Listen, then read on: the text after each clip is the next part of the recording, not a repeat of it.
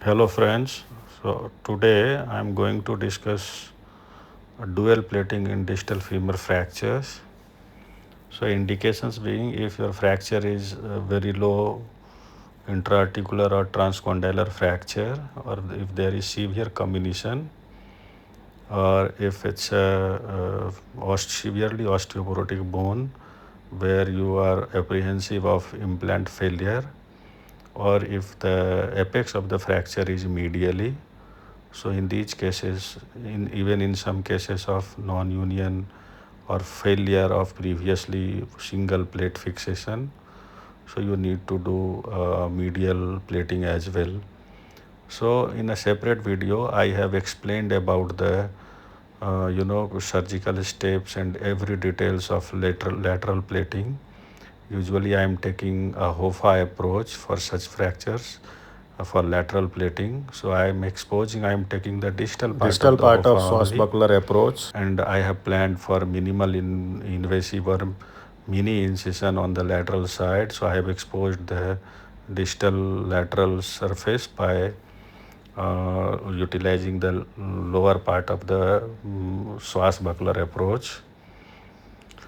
And after exposing the distal fragment and inspection of the intra-articular part of the condyle, I found that there is no intra-articular extension as was evidenced in the x-ray also.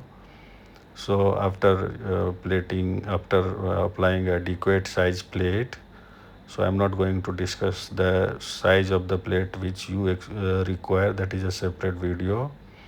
So it has been fixed distally by K wire. Provisionally, it's positioned with a K wire distally, and then I am putting a positional screw proximally. I am not tightening it, and then after confirmation of the plate position and the length, I am putting the distal screw. So after putting the distal screw, the fracture alignment is all right. I have applied all the distal screws here, and once I am satisfied with the distal screws, so I have tightened the proximal screw which was inserted earlier, and the remaining screws are inserted one by one. And after this, what I found that for such fractures, dual plating is indicated. And if you face such fractures where you anticipate failure after single plating, please do not hesitate to open medially and put one extra plate. It will prevent your uh, many failures if you put only lateral plate, especially in osteoporotic bones or in if the fracture configuration is like this. So medial approach I have explained in details in one of my videos, which is there on YouTube also.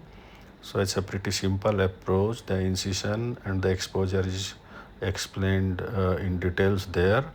So incision is along the quadriceps, and then along the patellar tendon.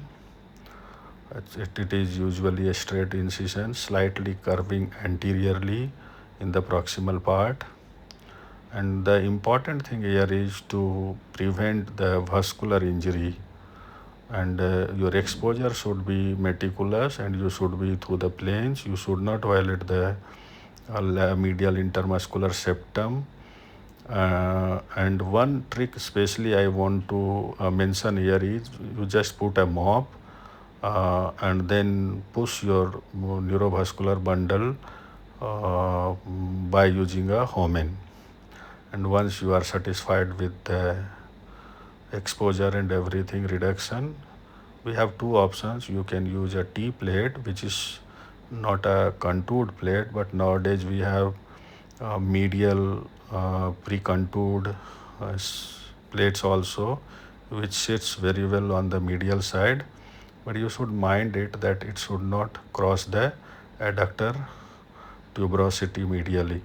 So it's a well positioned plate.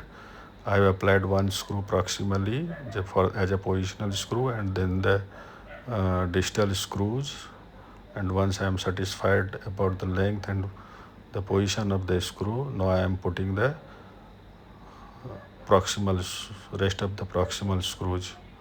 So after putting distal and proximal screw, it's seen that it's well buttressing the fragment. The apex of the fracture is well buttressed and compressed, and which ultimately reduces the chances of failure in the post-operative period.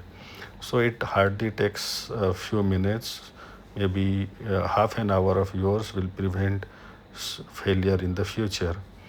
Here you can see that the pulsating vessels are visible, and but don't worry, if you take proper precautions as explained, if you go through the plane, if you put a mop just just above the medial intermuscular septum and then put a homine or the bestow, your vessels will be pretty safe. So don't worry, it's a pretty simple technique, and you should not hesitate to do dual plating in such fractures.